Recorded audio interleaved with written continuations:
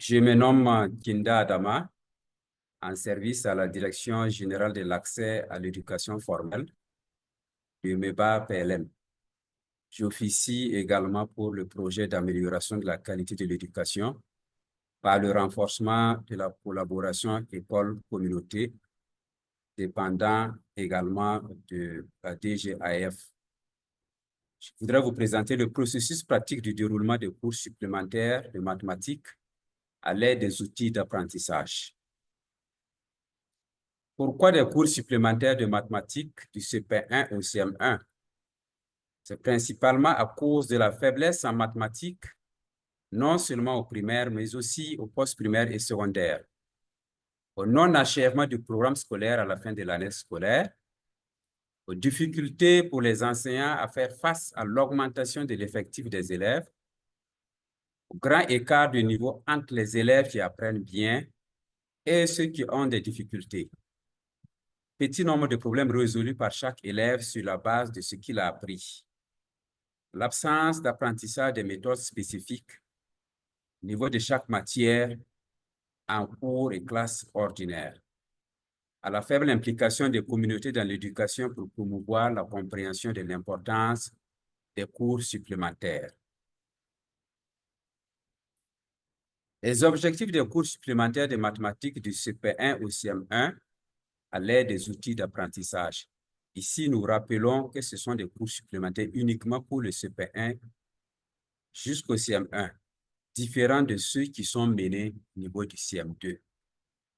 À travers les cours supplémentaires, les apprenants peuvent 1. Améliorer et consolider leurs compétences de base en mathématiques, notamment la compréhension des notions de nombre et de 4 opérations, le calcul mental et rapide, ainsi que la maîtrise des mécanismes opératoires tout en tenant compte de leur niveau réel. 2. Développer une méthode de travail autonome en résolvant des problèmes individuellement. Alors, on dit ici qu'on apprend plus lorsqu'on est dans le feu de l'action, en vérifiant leurs réponses et en corrigeant leurs erreurs, ce qui les prépare non seulement aux examens, mais aussi aux défis qu'ils rencontreront tout au long de leur vie.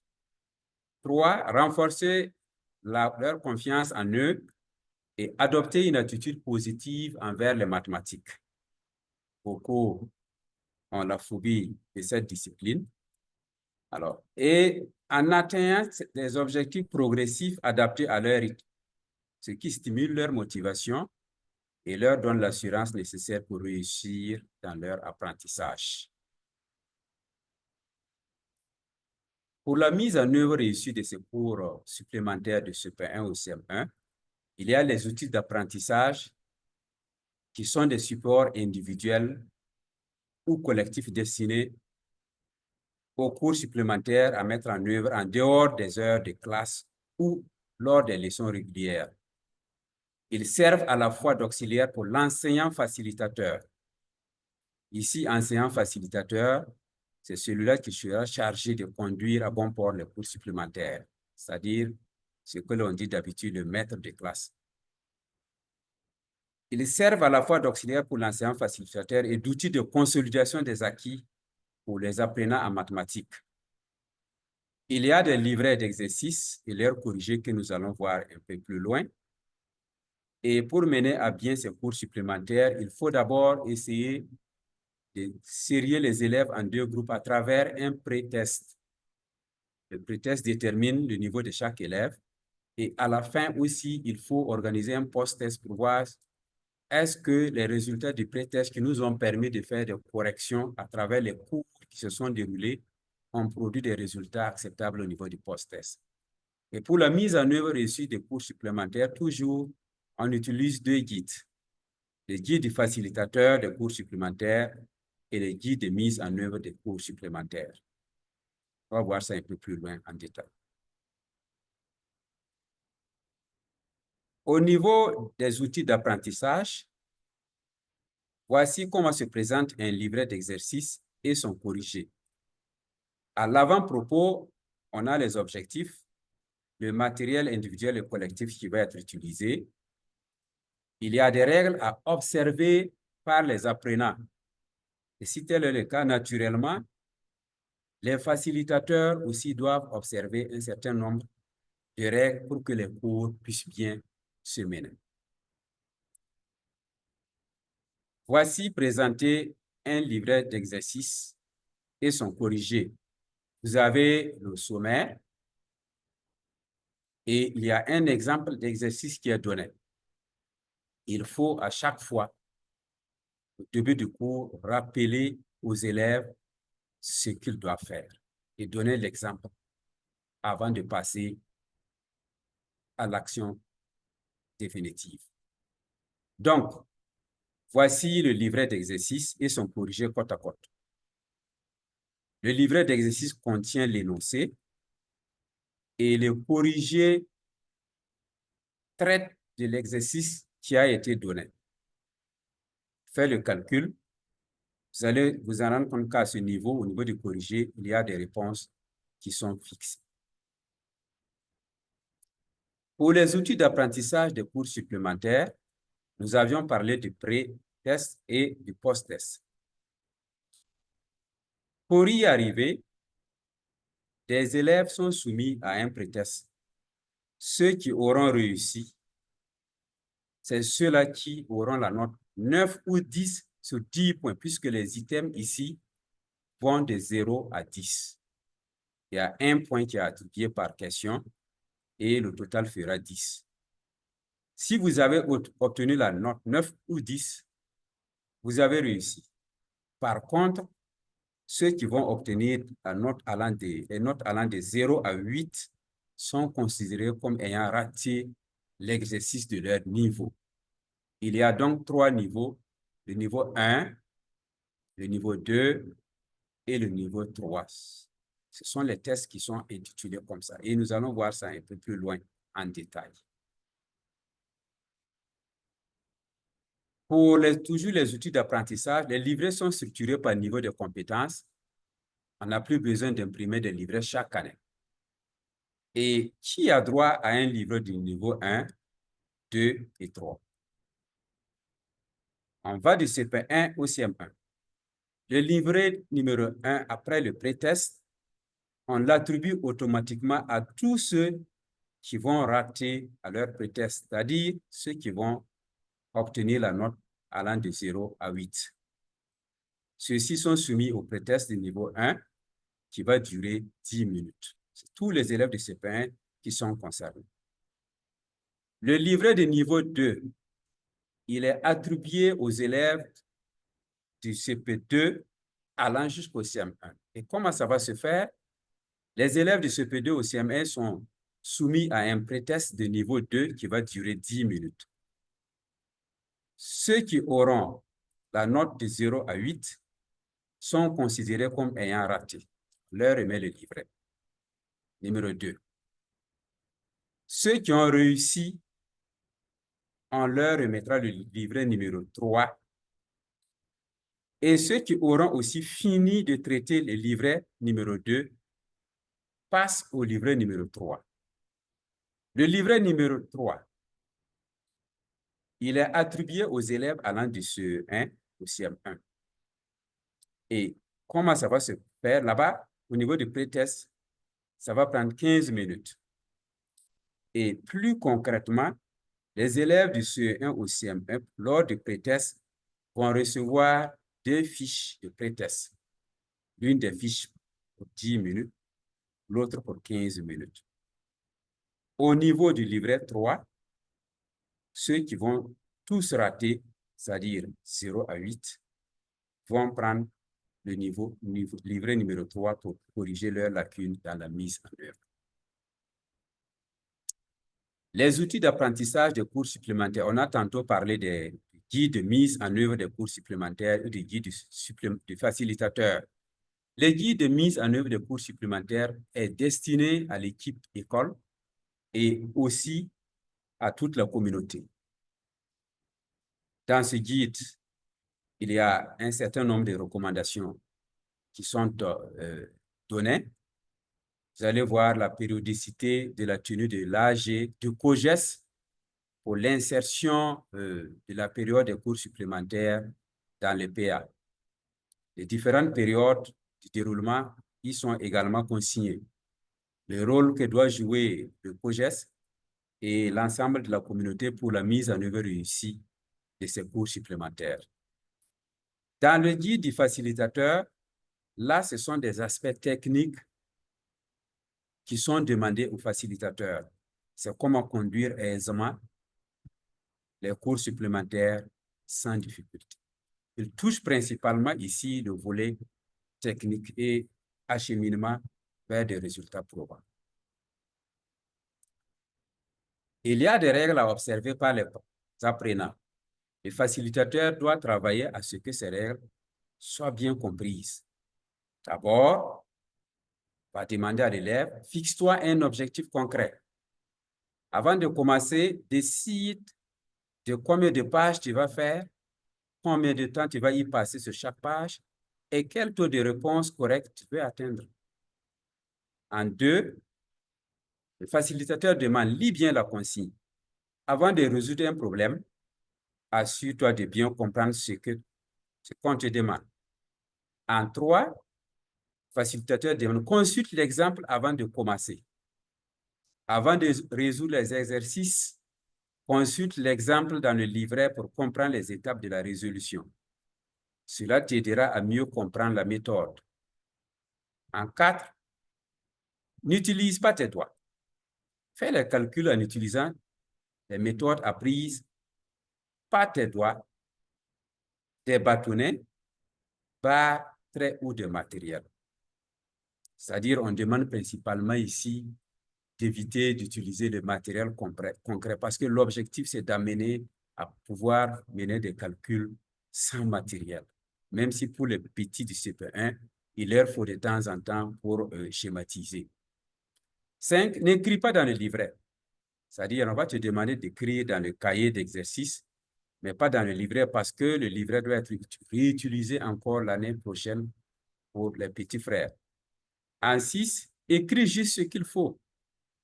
Ne note pas les réponses nécessaires et réduis les étapes de calcul au minimum. Mais inscris les calculs importants comme les calculs posés. En 7, utilise le corrigé ou demande à notre apprenant de vérifier les réponses. Fais vérifier tes réponses par un apprenant qui a terminé avec un crayon de couleur. Il doit simplement marquer si elles sont correctes ou non. 8. Continue à résoudre les problèmes. Pendant que tes réponses sont en cours de vérification par un autre apprenant, continue à travailler sur les autres exercices. En 9, le facilitateur va toujours demander aux apprenants ceci. Passe à la page suivante après avoir bien répondu. Dès que tu as bien répondu à tous les exercices d'une page, passe à la suivante. C'est-à-dire ici, c'est progressif. Il ne s'agira pas d'installer une compétition entre les élèves. Chacun travaille en fonction de son rythme. En 10, le facilitateur demande, ne mémorise pas seulement les bonnes réponses. Si tu as fait une erreur, consulte l'exemple dans le livret pour comprendre pourquoi c'était faux. Ensuite, refais l'exercice correctement sans consulter les références. On va voir ça un peu plus en détail dans un schéma. En 11, demande de l'aide si nécessaire. Lorsque le besoin se fait sentir, il faut le faire. Si après avoir lu l'exemple et essayé de nouveau, tu ne parviens toujours pas à résoudre un problème, demande de l'aide à un apprenant ou au facilitateur, puisqu'il y a des apprenants facilitateurs dans la classe, c'est-à-dire ceux qui ont déjà eu 9 ou 10. Voilà. 12, travaille honnêtement. Oui, ici, il faut recommander à ce que l'honnêteté y soit. Ne triche pas et ne copie pas les réponses des autres. Ce n'est pas honorable. Fais de ton mieux et apprends de tes erreurs. C'est à partir de tes erreurs que tu vas mieux te corriger et mieux fixer quelque chose en toi. En 13, résous les exercices seul. Seul, on tâtonne et on peut mieux trouver. Tu peux expliquer les choses à un autre apprenant mais ne lui donne pas les réponses. 14. Déplace-toi et parle en fonction de l'apprentissage. Oui, ici, il ne s'agira pas d'installer un dialogue inutile, mais un dialogue fructueux. Voilà, essaie de résoudre les problèmes au sein de ton groupe. Limite les déplacements et discussions non liées à l'apprentissage. 15. Surveille et sois surveillé. Certains apprenants, on va les appeler, seront désignés pour surveiller les autres et veiller à ce que les déplacements et discussions restent en lien avec l'apprentissage. Ouais, surveiller, c'est une surveillance de type fructueuse. Les rôles toujours du facilitateur au niveau des cours supplémentaires. Alors ça, c'est à l'intention des facilitateurs que vous êtes. Il faut créer un environnement où les apprenants peuvent apprendre de manière autonome et coopérative tout en supervisant leur progression. Voici quelques principales responsabilités qui vous sont demandées. 1. Supervision des apprenants. Il faut observer attentivement les apprenants tout en fournissant uniquement les instructions nécessaires pour favoriser l'apprentissage en autonomie. Se déplacer parmi les apprenants, c'est-à-dire un système de pédagogie ambulatoire, fructueux, poursuivre leur progression et intervenir uniquement si nécessaire. L'objectif, c'est de minimiser les interventions afin de leur permettre de travailler à leur propre rythme. Ici, ce n'est pas une compétition. On minimise les interventions pour que l'enfant travaille en autonomie et également chacun progresse en fonction de son niveau. Ici, il faut appliquer la pédagogie dite différenciée. Encourager l'autocorrection en permettant aux apprenants de vérifier leurs réponses eux-mêmes à l'aide de corriger ou avec l'aide d'un autre apprenant. Puisque des corrigés seront mis pour un groupe d'élèves, c'est-à-dire un corrigé pour 8 élèves, par exemple, qui seront répartis en groupe de 8. 2. Soutien aux apprenants, s'assurer que les consignes sont bien comprises. Si plusieurs apprenants rencontrent des difficultés, apportez-leur des explications claires et concises. Lors de l'introduction de nouveaux concepts, veillez à ce que les apprenants puissent les traiter de manière autonome. C'est-à-dire, quand c'est nouveau, il faut les amener à découvrir par eux-mêmes ce que ça veut dire. Favoriser la coopération entre les apprenants. Ici, c'est une phase très importante en ce sens qu'elle permet aux apprenants d'interagir. Il faut encourager ceux qui progressent plus rapidement à soutenir leurs pairs, mais sans leur donner directement les réponses. Ce n'est pas nécessaire. Il faut créer une dynamique d'entraide où chacun peut apprendre des autres. Encourager une approche positive face aux erreurs, plutôt que de corriger immédiatement ou de réprimer, ce n'est pas bien. Ainsi de suite, il faut inciter les apprenants à retenter après avoir compris leurs erreurs. En 3, encourager un encouragement et un environnement d'apprentissage propice qu'il faut créer. Il est important de respecter le rythme de chacun sans imposer une structure rigide. Voilà, il ne faut pas figer les choses, il faut laisser chacun progresser en fonction de ce rythme. Dans cette approche, les apprenants peuvent, si nécessaire, poser des questions ou discuter des méthodes de résolution avec leurs pairs. Il est préférable de résoudre les problèmes au sein du groupe formé. C'est ça aussi l'importance de former un groupe. Là, ils interagissent et c'est plus fructueux. Les déplacements et discussions non liés à l'apprentissage doivent être évités, on l'a rappelé. Désigner des apprenants facilitateurs pour surveiller et réguler les déplacements et discussions tout en veillant à maintenir un environnement d'apprentissage autonome. 4. Le suivi des progrès. Puisque les élèves ont progressé, il faut enregistrer régulièrement les progrès des apprenants pour un suivi précis. Chaque apprenant progresse à son propre rythme. On va utiliser ici une fiche de suivi pour consigner les pages complétées et les erreurs corrigées et les compétences acquises. Ça, c'est juste à la fin de la semaine lorsqu'on pourra capitaliser de voir si chaque élève a pu progresser et ajuster les futures sessions en fonction des besoins individuels de chaque apprenant. 5. La gestion du matériel mis à leur disposition. Il y a les livrets d'exercices et leurs corrigés au début des cours et il faut songer à les récupérer à la fin. Les réponses et calculs doivent être notés dans le cahier d'exercice, on le rappelle. Préparer des supports comme des bâtonnets et là, c'est uniquement pour ceux du CP1 afin de faciliter, je l'avais dit tantôt, l'apprentissage des pages. Les livrets servent uniquement de référence et ne doivent pas être utilisés pour écrire. On n'écrit pas dans les livrets, s'il vous plaît. Quelques techniques de la mise en œuvre des cours supplémentaires pour CP1 CM1.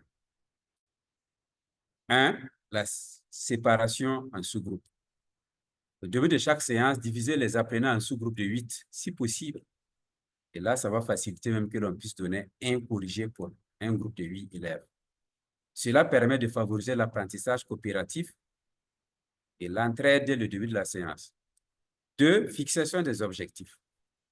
Puisque au tout début, on a montré aux élèves ce que nous voulons, on va demander à chaque apprenant de se fixer un objectif, un petit objectif précis au début de chaque séance.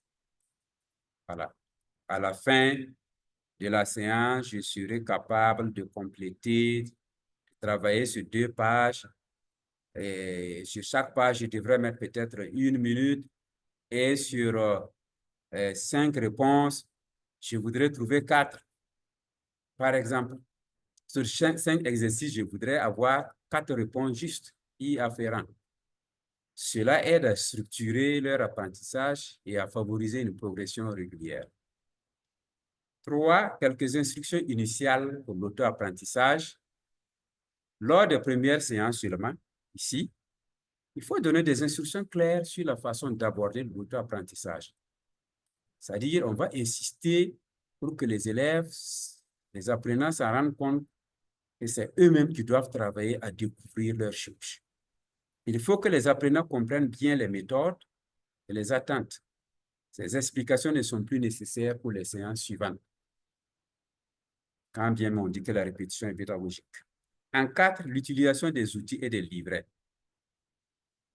Demandez à tous les apprenants de ne pas écrire dans les livrets, mais d'utiliser uniquement le cahier d'exercice pour noter les réponses. Superviser le travail des élèves. Vous devrez être ici un facilitateur, un guide, et non quelqu'un qui va intervenir de façon excessive. Toujours dans la technique de la mise en œuvre de cours supplémentaires, c'est d'encourager en 5 la coopération entre apprenants. Il faut encourager l'apprentissage mutuel tout au long de la séance.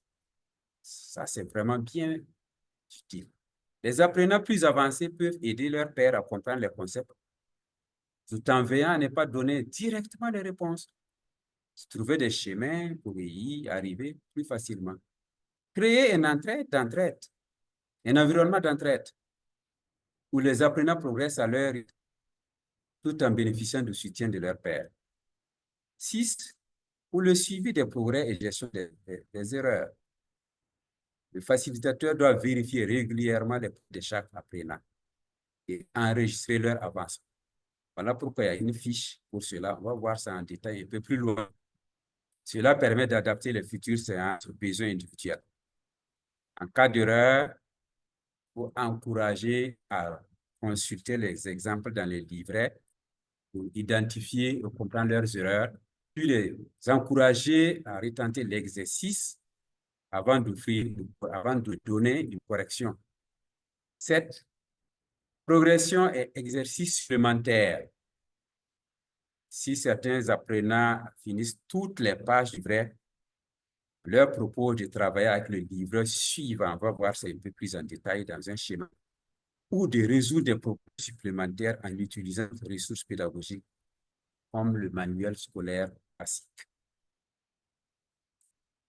Voici comment se présente la fiche de suivi hebdomadaire. Vous avez un timbre ici qui s'affiche, le nom de l'école, le nom de l'enseignant facilitateur, le mois d'utilisation.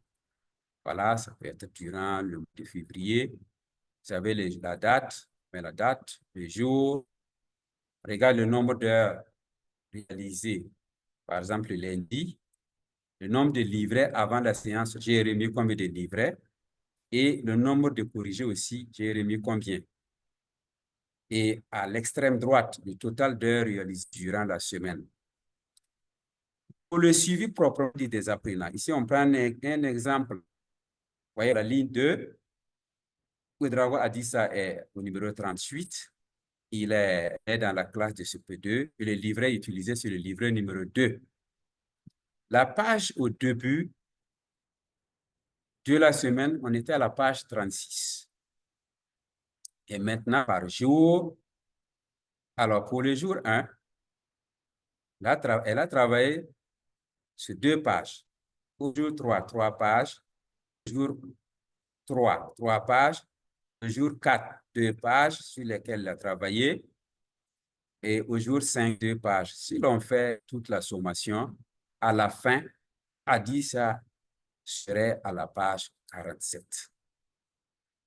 Et ainsi de suite. S'il y a des observations et des remarques, on n'oubliera pas d'en mentionner. Ça peut être sur la progression de l'élève. Par exemple, si l'élève aussi est absent, on peut mentionner. Et à la fin de cette fiche, le nombre de livrets d'exercices après le cours, le nombre de corrigés après le cours. C'est pour qu'on voit est-ce que ce que nous avons donné en début de la semaine, est-ce qu'on a récupéré ça à la fin de la semaine sans difficulté. Et une observation générale, date, signature, et le directeur va apposer sa signature.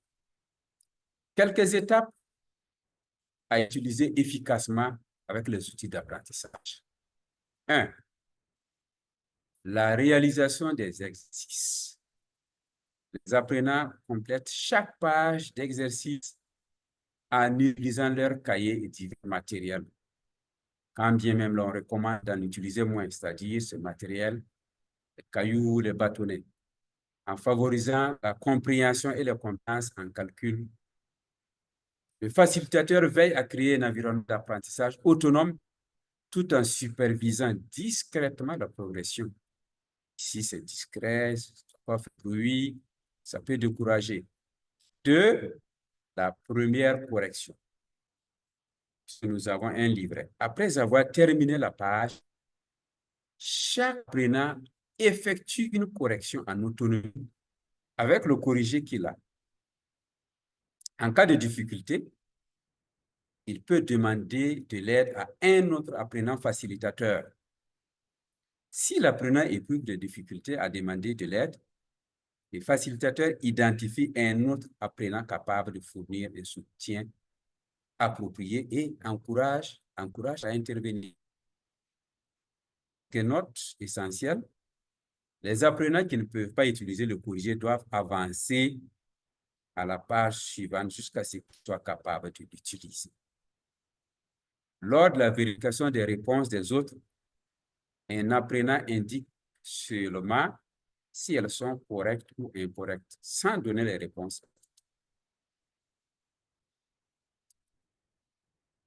La progression en 3, progression continue. Si toutes les réponses sont correctes, l'apprenant passe à la page suivante. Le facilitateur assure un soutien minimal tout en l'encourageant à l'autonomie. Mais il n'oublie pas aussi, le facilitateur ne va pas oublier certainement de marquer sur une feuille ce qui s'est passé. En 4, la reprise en cas d'erreur. En cas d'erreur, l'apprenant doit répéter les exercices incorrects. Le facilitateur alors encourage une compréhension approfondie du processus de résolution plutôt que la simple mémorisation des réponses. L'apprenant tente d'abord de résoudre l'exercice sans aide, puis révise les étapes de résolution et consulte, si nécessaire, les exemples du livret passé, c'est bon. 5. Deuxième correction et conseil. Après avoir repris les erreurs, l'apprenant soumet son travail pour une deuxième correction. Le facilitateur examine les erreurs et offre des conseils pour s'assurer que les concepts sont bien pris. Si nécessaire, il peut également encourager le recours à un apprenant facilitateur. 6. Le suivi des progrès. À la fin de chaque session, c'est-à-dire de chaque séance, l'apprenant remet le livret et le corrigé en indiquant le nombre de pages corrigées. Vous avez vu qu'au niveau de la fiche hebdomadaire, il peut indiquer 2. Le facilitateur consigne cela dans la fiche de suivi afin de pouvoir planifier l'accompagnement lors de futures sessions en fonction des besoins de chaque apprenant. Alors, voici comment est schématisé ici la correction. Nous sommes à une page. Voici pour la première correction, l'élève qui a réussi passe à la page suivante. Si on s'en rend compte qu'il a commis toujours des erreurs, il reprend, bien sûr, sous la supervision ou sous le guide du facilitateur ou d'un autre apprenant facilitateur. S'il y a toujours erreur, on va passer à une deuxième reprise et à une deuxième correction. S'il y a réussite, il va à la page suivante. Et si ça ne va pas, le facilitateur intervient encore ici. S'il y a erreur, il y a encore reprise et ainsi de suite. Le processus continue. Il ne s'agirait pas ici d'installer une compétition. On rappelle que chaque élève doit marcher selon son rythme. Alors, à l'issue de la phase de la recherche-action durant l'année scolaire 2023-2024, dans un certain nombre d'écoles, nous pouvons vous livrer quelques résultats. Nous prenons par exemple ici, au niveau du test et du niveau 2, CP2 allant au CM1. Je prends un exemple. Nous avons tantôt parlé de pré-test et de post-test. Il y a eu des écoles pilotes et des écoles témoins. 10 écoles pilotes qui ont été utilisées, dans lesquelles nous avons travaillé, et 10 écoles témoins. Lors du pré-test du CP2 au CM1, pour les écoles pilotes, on a eu un taux de réussite de 2,5%. Par contre, dans les écoles témoins, le taux de réussite était de 8,4%. On voit qu'il y a une différence négative de moins 5,8%. Alors, lorsque les cours supplémentaires se sont déroulés normalement dans les écoles pilotes, qui devraient les mettre en œuvre, et à la fin, au post-test, les écoles pilotes ont eu un taux de réussite de 45,9%. Par contre, au niveau des écoles témoins, le taux de réussite était de 17,5%. Alors, on peut constater qu'il y a une différence positive de plus 28,4%. Si nous essayons d'aller plus loin en faisant la différence dans la différence, on s'en rend compte qu'ici, le taux est positif de 34,2%. C'est-à-dire que les cours supplémentaires qui ont été menés du CP1, du CP2 au CM1 ici, au niveau des écoles pilotes, ont vraiment porté. Alors, jetons un coup d'œil sur une vue d'ensemble des résultats d'analyse. Là, en bas, l'application de nouvelles méthodes d'enseignement par les enseignants, c'est-à-dire leur a demandé de ne pas enseigner, donner plus d'autonomie pour que cela puisse bien marcher, de ne pas donner beaucoup d'instructions, mais de laisser faire, laisser pour que chaque apprenant tâtonne et trouve. Cela a conduit, avec bien sûr l'implication des membres de la communauté, nous avons tantôt parlé du COGES, et avec l'utilisation des guides, de parvenir à des résultats acceptables. La maîtrise des nouvelles méthodes d'apprentissage. Il y a l'auto-apprentissage sans recours à des enseignants. Il y a le renforcement de l'autonomie des compétences de base. Et ça a concouru à ce qu'on puisse avoir de bons résultats, composition harmonisée. Et cela va naturellement concourir à la réduction des taux d'abandon et de redoublement. Et s'il y a quelque chose qu'on va aussi observer, ce sera l'amélioration des résultats au niveau du CEP. Alors, la maîtrise de ces nouvelles méthodes d'apprentissage, c'est-à-dire l'auto-apprentissage sans recours à des enseignants, à favoriser avec l'utilisation des livrets d'exercices et corrigés à ce qu'il y ait un intérêt accru des apprenants pour l'apprentissage grâce à ce qu'ils ont appris. Et ces apprenants ont eu plus de plaisir à comprendre le contenu parce que c'était un enseignement de type orienté et non très guidé excessivement. Ils ont acquis un sentiment de plaisir en résolvant rapidement des problèmes. Il y a eu la participation accrue aux classes ordinaires grâce à l'amélioration de la confiance en soi et plus de motivation accrue grâce à l'intérêt et aux résultats de l'apprentissage parce que c'était vérifiable que chacun a progressé. Il y a eu au finish une application de nouvelles méthodes d'apprentissage dans toutes les leçons ordinaires et à d'autres matières. Et en somme, ça a généré une maîtrise de nouvelles méthodes d'apprentissage parce que lorsqu'on arrive à apprendre par soi-même, on est devenu plus aguerri et plus apte à aller de l'avant. Posons-nous un certain nombre de questions pour évaluer la compréhension des cours supplémentaires de mathématiques. 1. Pourquoi les cours supplémentaires de mathématiques sont-ils importants pour les élèves de CP1 ou CM1? Selon le guide du facilitateur, c'est-à-dire selon ce que nous venons de dire tantôt. Il faut se poser cette question. Quelles sont les différences entre ces cours et les classes ordinaires? Puisque nous dispensons des cours, y a-t-il une différence? En 3, quel est le rôle du facilitateur pendant la correction des exercices par les apprenants? En 4, quelles sont les étapes que les apprenants doivent suivre lorsqu'ils trouvent des erreurs dans leur exercice? 5, comment les outils d'apprentissage sont-ils utilisés pour promouvoir l'autonomisation des apprenants? 6, comment le facilitateur peut-il soutenir les apprenants qui ont des difficultés à demander de l'aide à un apprenant?